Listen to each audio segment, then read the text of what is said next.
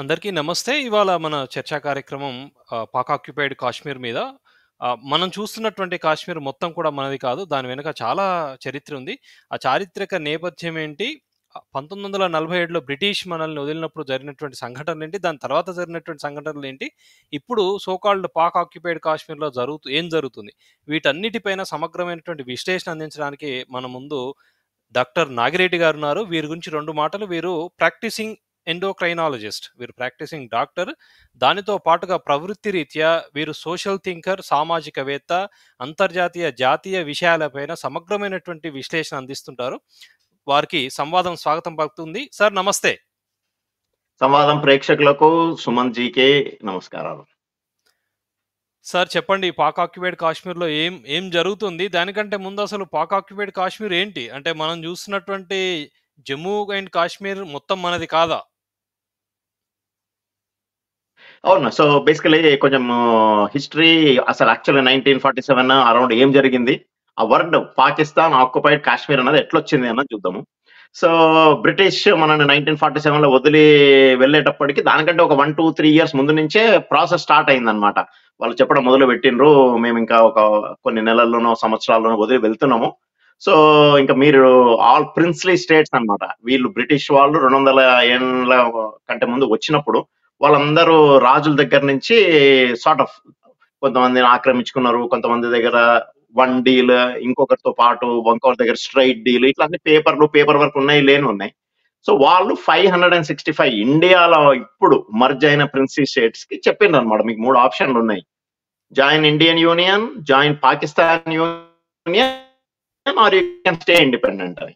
So only ఒక పాకిస్తాన్ లో join అయినాయి. ఓన్లీ మన బంగ్లాదేశ్, ఇప్పుడు బంగ్లాదేశ్ ఆర్ ఈస్ట్ పాకిస్తాన్ ఉన్న పార్ట్ ఇండియా మెయిన్ ల్యాండ్ లో ఉండి పాకిస్తాన్ లో జాయిన్ కావాలనుకుంది. అది వదిలేస్తే జమ్మూ అండ్ కాశ్మీర్, జునాగఢ్ మన హైదరాబాద్ నిజాము ముస్లిం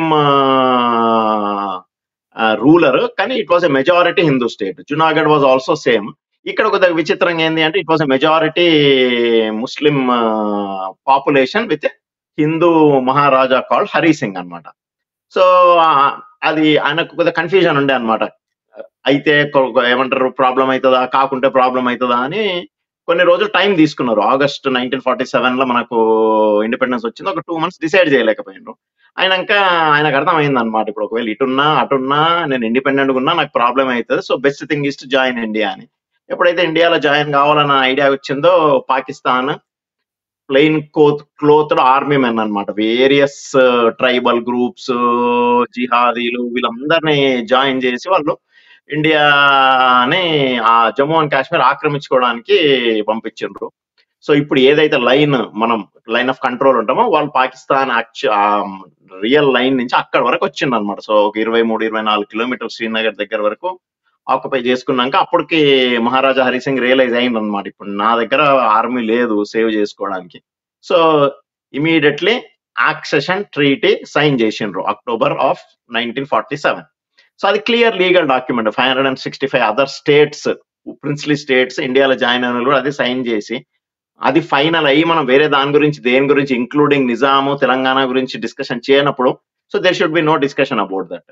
సో ఇప్పుడు డిస్కషన్ చేయాల్సింది ఒకటే ఏంటంటే, నువ్వు యాక్చువల్ గా డ్యూరాడ్ లైన్ అని గీసిండ్రు వాళ్ళు బ్రిటిష్ బయలుదేరే ముందు.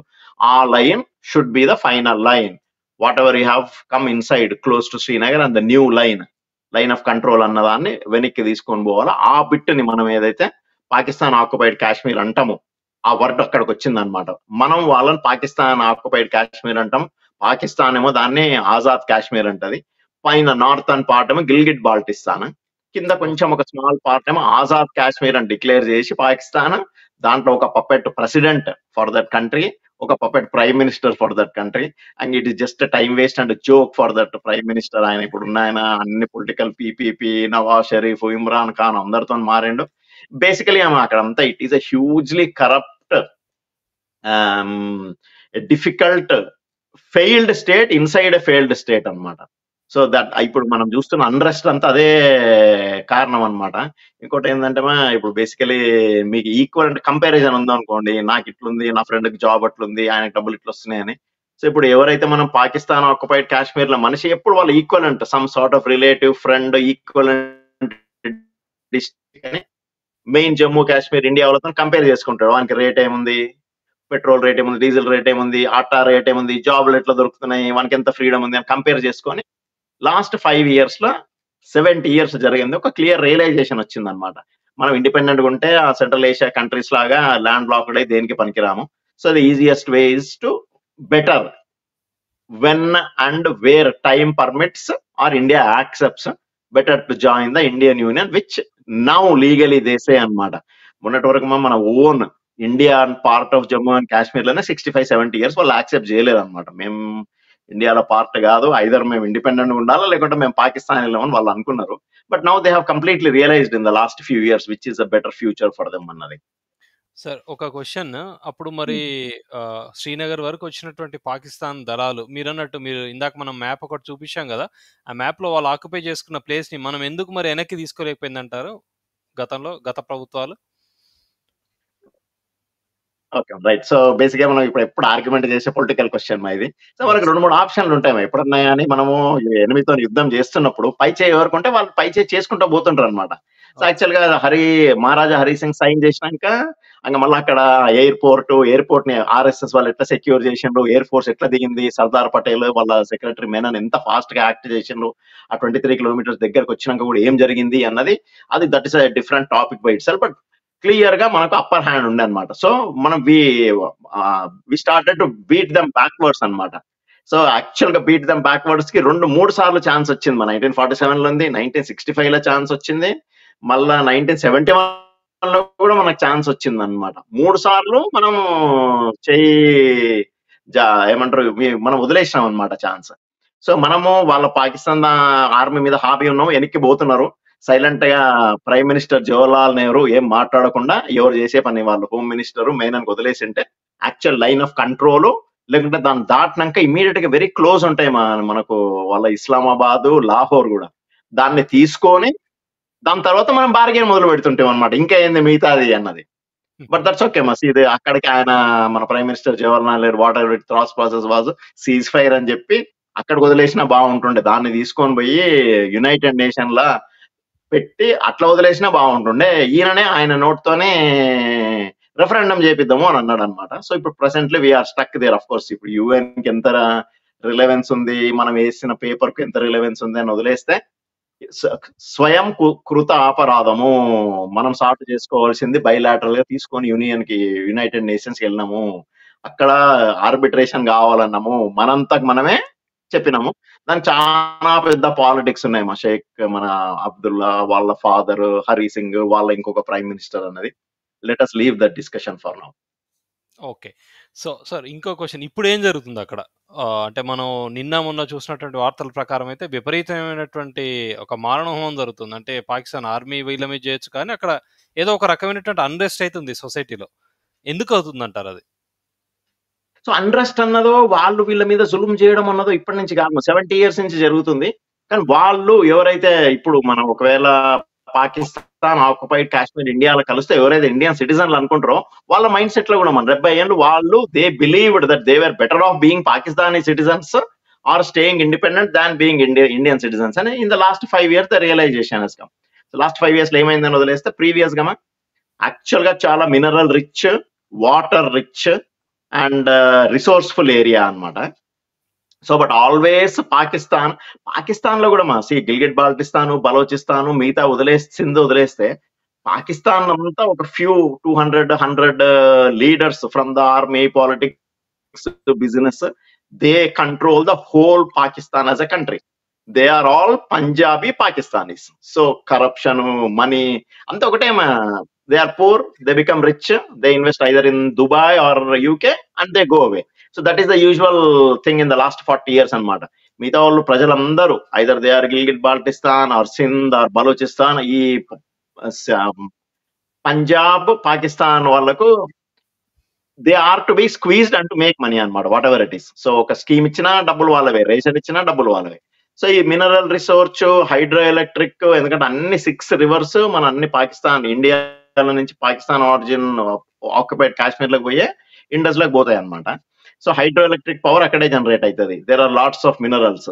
So they collect lot of taxes, but in return they are getting nothing అన్నమాట. So there is no development at all. Roads లేవు, యూనివర్సిటీలు లేవు, జాబ్ ఆపర్చునిటీస్ లేవు. ఇంకా ఇప్పుడు యాజ్ యూజువల్ పాకిస్తాన్ మొత్తం జరుగుతున్న ఇన్ఫ్లేషన్ అన్నమాట. Mainly the rates of petrol, wheat, atta, what ever it is, అది కూడా ఇక్కడ ఎక్కువ, ఇంకా దానికంటే కొద్దిగా ఎక్కువైంది. పాకిస్తాన్ కి ఇంకేం కంపారిజన్ లేదు పాకిస్తాన్ పీపుల్ కి. కాబట్టి వీళ్ళకి ఒక ఆప్షన్ ఉందన్నమాట, ఇక్కడ నుంచి మనం Jammu and Kashmir, India part of actual Jammu and Kashmir తో కంపేర్ చేసుకోవడానికి. ఒకవేళ మనం ఈ లైన్ లేకుండా ఈ సైడ్ ఉండింటే మనకి ఎంత అడ్వాంటేజ్ ఉండదు అనుకొని, సో ఈ 5 years రియలైజేషన్ వచ్చి స్టెప్ బై స్టెప్ ఇవి ఎక్కువ అవుతున్నాయి. రీసెంట్ గా ఒక చిన్న ఇన్సిడెంట్ తో స్టార్ట్ అయింది. మా of course this is simmering for a long time. Start అయ్యి ఇంకా కొద్దిగా పెద్దగా బర్స్ట్ అయింది. ఇంకా లాస్ట్ ఒక 2 సెంటెన్స్లు ఏంటంటే, కొంతమంది లీడర్స్ ఉన్నారు అనమాట వీళ్ళ దగ్గర కూడా, Pakistan occupied Kashmir who want ఆజాదీ and want join with India. వాళ్ళది ఇప్పుడు ఇమీడియట్ గా డిమాండ్ ఏంటంటే, Pakistan India prime minister Modiji, Amit Shah ఏం మాట్లాడట్లేదు, ఇప్పుడు అర్జెంట్ గా మాట్లాడాలా, మమ్మల్ని జాయిన్ చేసుకోవాలా అన్నది. సో జాయిన్ చేసుకోవాలా అన్నది వాళ్ళ కోరిక కావచ్చు, but India has to think a lot really. ఒక సెంటెన్స్ లాస్ట్ కన్క్లూజన్ ఏంటంటే, it is an legal integral part of India because Maharaja Hari Singh has signed the accession. It is going to come to us at some point of time. So why a hurry? Because we have got enough things to deal with in India and set our own things at home, right? Before we ఇది కొత్తది ఇంకోటి తెచ్చి తల మీద పెట్టుకునే ముందు అన్నది. Sir అయితే ఇక్కడ వచ్చే క్వశ్చన్ ఒకటేంటంటే, మీరు చెప్పింది బాగుంది. అంటే 2 ఇక్కడ పొలిటికల్‌గా ఒకటి, స్ట్రాటజికల్‌గా ఒకటి. అంటే ఆ భాగం ఏదైతే మనం పాక్ ఆక్యుపైడ్ కాశ్మీర్ అనేటువంటి భాగం అంటామో, అది స్ట్రాటజిక్‌గా ఇండియాకేమైనా ఇంపార్టెంటా? చాలా ఒకటి. ఇంపార్టెంట్. యాక్చువల్‌గా ఇదంతా అప్పుడు మనకి ఇదంతా గోల కాకుండా క్లియర్ గా వచ్చేసి క్లియర్ గా ఇంటిగ్రేట్ అయితేమా స్ట్రాటజికలీ మన ఇండియాకే కాదు, India plus whole of Afghanistan and central Asia. ఇప్పుడు బేసిక్ గా వేరెవర్ మనం ఇండియా ఇప్పుడు మనం కంపేర్ చేస్తే ఎకానమీ ఎక్స్పోర్ట్ అన్నది ఏం లేదు. మనం ఎక్స్పోర్ట్ ఎక్కడ చేస్తామో, ఇటు సైడ్ పాకిస్తాన్ చేయలేము, ఇటు సైడ్ చైనా చేయలేము, ఇటు సైడ్ ఈస్ట్ సైడ్ చేయలేము. What ever India exporters has to go through the sea port. So land economy అన్నది వెరీ వెరీ వెరీ ఇంపార్టెంట్. ఇప్పుడు యూరోపియన్ యూనియన్ అన్నది ఉంటాం, ఫ్రాన్స్, జర్మనీ, స్వీడన్, వీళ్ళందరి మధ్యలోనే జరిగిపోతుంటది అనమాట. యూరోపియన్ యూనియన్ లో వాళ్ళ ఎకానమీలో ల్యాండ్ ఎకానమీ ఎక్స్పోర్ట్సే మోర్ దాన్ 50-60% ఉంటాయి. మనదంతా 90% సీ నుంచే జరగాల. ప్లస్ ఏంటంటే the life conditions of those 6 central Asian countries, Kazakhstan, Tajikistan, Kazakhstan, Afghanistan, వీళ్ళందరూ ఎంత బ్యాడ్ గా ఉన్నాయంటే మా సిచ్యువేషన్, ఇది only hand to mouth aggression existence, mal nutrition. But huge mineral wealth, as in అన్ని minerals rich, people are really hard working and it is also a good fertile land. And ఇండియాకున్న expertise అంతా అక్కడ use చేయొచ్చు అనమాట. So ఒక strategic advantage ఏమొస్తుందంటే, if that Pakistan occupied Jammu and India integrate చేస్తే, actual గా ఓల్డ్ బ్రిటిష్ వాళ్ళు లైన్ గీసిన డురాడ్ లైన్ దగ్గరికి పోతే ఒక 106 kilometers India will have a straight border with Pakistan. చిన్న చికెన్ నెక్ లా ఉంటుంది. Once we go from there you get in to Afghanistan, from there you have got all access to central Asian countries.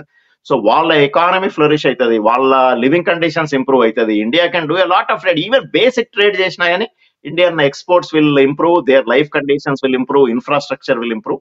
So that is the most important advantage. ఇంకోటి ఏంటంటే, once we join the central Asian countries via India through the sea port, మెయిన్ విషయం ఏంటంటే, Pakistan as a geo political important country for the world now it self as ఏమంటారు geo political గాను, as in a foreign affair. So it has completely gone down. ఇది జరిగింది అనుకోవడం, అసలు పాకిస్తాన్ అనే ఎంటిటీని ఎవరు ప్రపంచంలో అసలు పట్టించుకోరు. It will completely become failed state. Okay. స్ట్రాటజిక్‌గా చెప్పారు. అంటే స్ట్రాటజీకి మనకు అది ఎంత ఇంపార్టెన్స్ అనేది చెప్పారు. సార్ ఇంకోటి పొలిటికల్ క్వెషన్ ఒకటి, అంటే మనం ముగించే ముందు ఆ పొలిటికల్ క్వెషన్ ఏంటి అంటే, మనం నిన్న మొన్న న్యూస్ చూస్తున్నాం. పీఓకే మీద జరుగుతున్న పీఓకేలో ప్రజలు రియలైజ్ అవుతున్నారు ఏంటి అంటే, ఎండ్ ఆఫ్ ద డే మన ఎకనామిక్ బెనిఫిట్ ఉండాలి. అంటే మనం ప్రజలు జీవన విధానం మెరుగుపడాలనే ఆలోచన మన కాశ్మీర్‌లో చూసి వాళ్ళకి కూడా వచ్చుంటుంది. అంటే మన ఆధీనంలో ఉన్నటువంటి కాశ్మీర్‌లో చూసి. పొలిటికల్ స్టేట్మెంట్స్ అమిత్ షా కానీ, లేకపోతే రాజ్నాథ్ సింగ్ గాని, నిన్న రాజ్నాథ్ సింగ్ గాని ఇచ్చినటువంటి స్టేట్మెంట్, దీన్ని ఎలా చూస్తారు మీరు? అంటే ఇండియా వచ్చే 1-2 సంవత్సరాల్లో పీఓకేను ఇంటిగ్రేట్ చేసుకుందామని చూస్తుందా? ఇండియా చేయాల్సిందేంటి? చేద్దాం అనుకుంటుందా?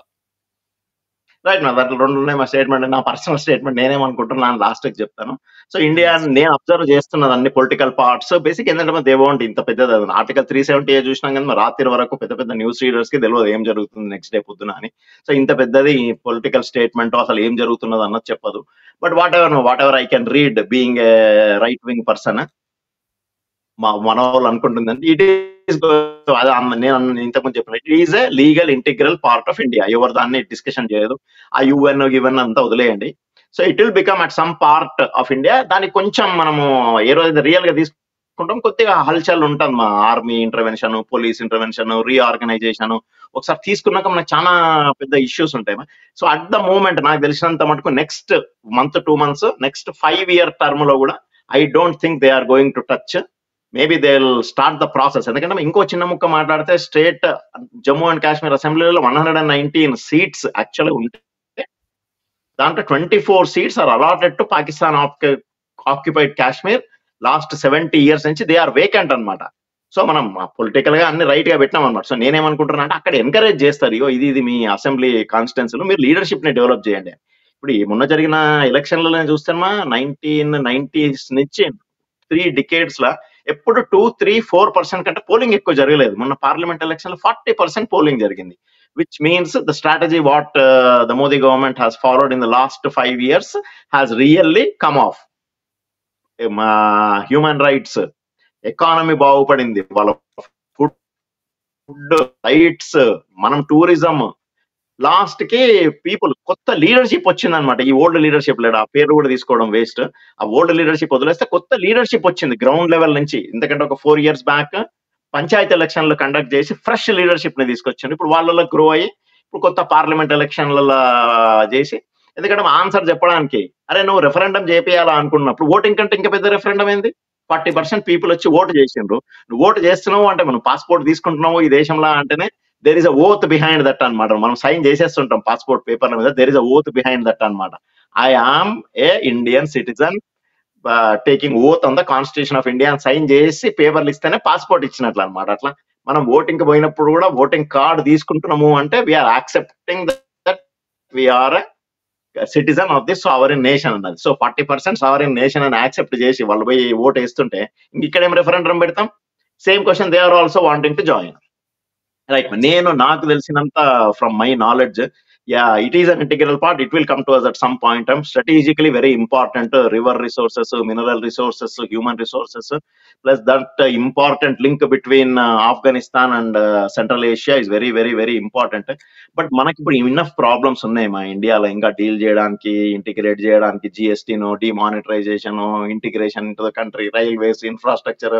లాస్ట్ 10 ఏళ్ళలోనే కంగనా రనౌత్ చెప్పినట్టు మనకి ఇండిపెండెన్స్ వచ్చింది. ఇంకొక 20 years ఇండిపెండెంట్ ఇండియాలో ప్రాపర్ గా మనం డెవలప్ చేసుకున్నాక ఇది తీసుకోవాలి. ఎందుకంటే మెయిన్ ఇంపార్టెంట్ అక్కడ ఏంటంటే మనము డిఫెన్స్ కి to keep that small bit of Jammu and Kashmir. Jammu కూడా క్వైట్ గా ఉంటుంది. మన 4-5 districtల కాశ్మీర్ ని క్వైట్ గా పెట్టడానికి సింపుల్ సివిల్ పోలీస్ కి ఎంత డబ్బులు ఖర్చు పెట్టినో that is peanuts. We spend a lot of money on the security as in the real army, air force, paramilitary forces కి. ఇప్పుడు ఇది తీసుకున్నాం అనుకోండి ఇంకా ఎక్కువ స్పెండ్ చేయాల్సి వస్తుంది. That is going to be very very difficult. So to my knowledge we have to give them a bit more time to think and integrate. Okay sir, thank you. ఒక మంచి టాపిక్ మీద, అంటే దేశానికి సంబంధించి, దేశ భద్రతకు సంబంధించి అవిభాజ్య కాశ్మీర్ గురించి మీరు మంచి మంచి విషయం చెప్పారు. అక్కడ ఏం జరుగుతుంది అనేది మరొకసారి మనం కలుసుకుని ఇంకొక ముఖ్యమైనటువంటి విషయం పైన చర్చించుకునే ప్రయత్నం చేద్దాం. మీకు నమస్తే. Thank you very much Sumanth గారు. సంవాదం ప్రేక్షకులు, please like, share, subscribe and press the bell button as well. Thank you. Thank you sir.